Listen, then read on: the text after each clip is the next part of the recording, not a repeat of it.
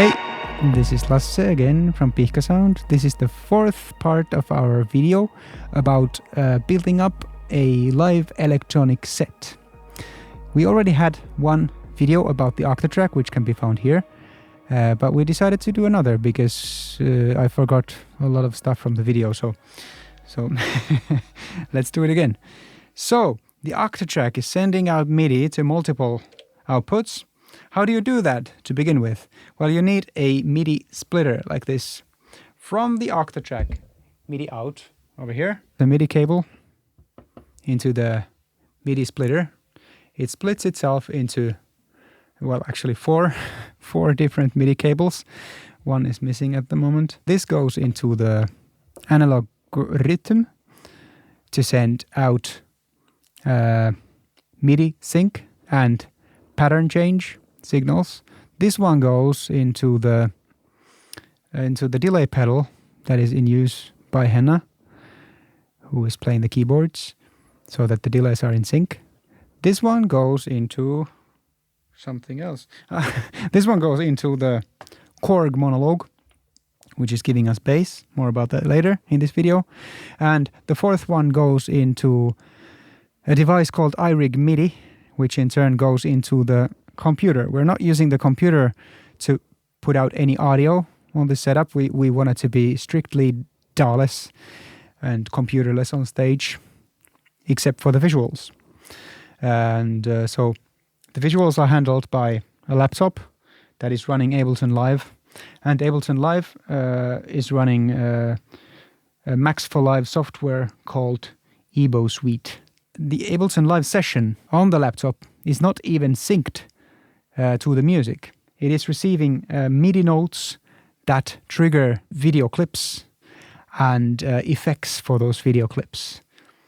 Like something might happen every time that I play a kick drum. Like there could be a MIDI note that is going to like flash the lights or something. We also have MIDI channel 5 in use, which is playing the Korg Monologue. And basically we have played all the bass patterns of the songs into the Octatrack, which in turn get sent to the Monologue. And it plays the notes like, for instance, like this.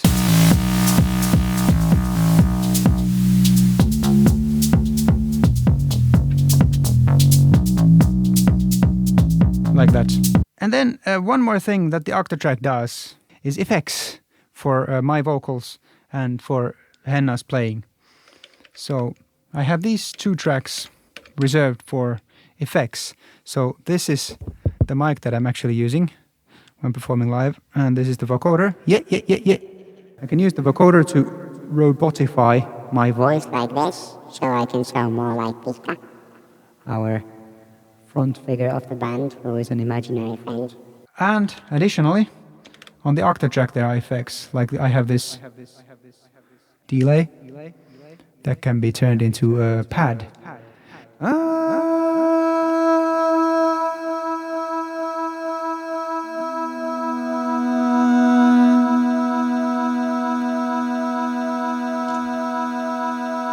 There is something magical about the feedback of the delay on the Octatrack, because it doesn't like go crazy.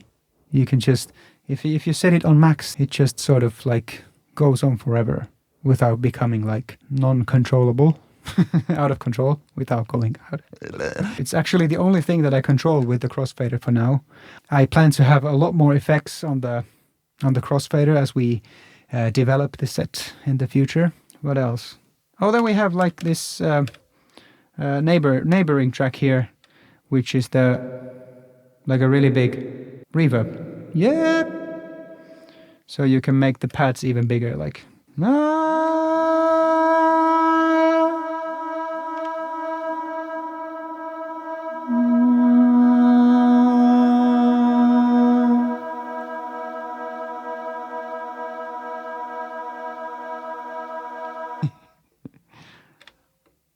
Like that. So what do these static machines do? S stands for a static machine.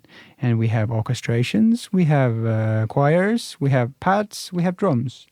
We don't do like a lot of drums from the Octatrack. We just do like some percussions.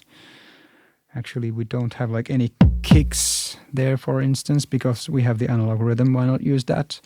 We have some synth pads from the backing tracks. We have some vocals, like choirs, and we have some orchestrations from there.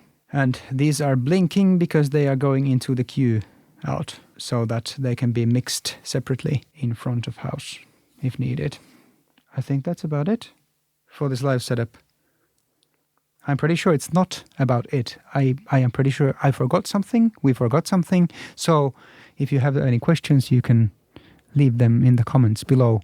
And it's always fun to talk nerdy stuff. So I will be happy to answer any questions that you might have about this setup.